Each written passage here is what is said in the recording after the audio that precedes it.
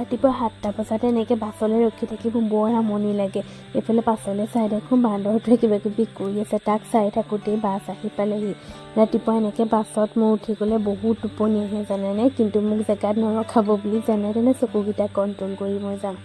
বাছৰ পৰা লৰালৰিকৈ নামি আকৌ টেম্পুলৈ গৈছোঁ, নহ'লে আকৌ আধা ঘণ্টামান ৰখিব লাগিব টেম্পুৰ কাৰণে। এয়া মই কলেজ পালোঁহি। কলেজ পাই মেলি মোৰ এক্সাম এটা আছিলে, এক্সামটো দি মেলি আকৌ ওলাই আহিলোঁ। অকণমান ওলাই আহিলোঁ মানে মই এইখিনিতে বহিবলৈ আহিলোঁ। মই প্ৰায়ভাগে ইয়াত বহিবলৈ আহোঁ অকলে, কেতিয়াবা নিজকো অলপ সময় লাগে।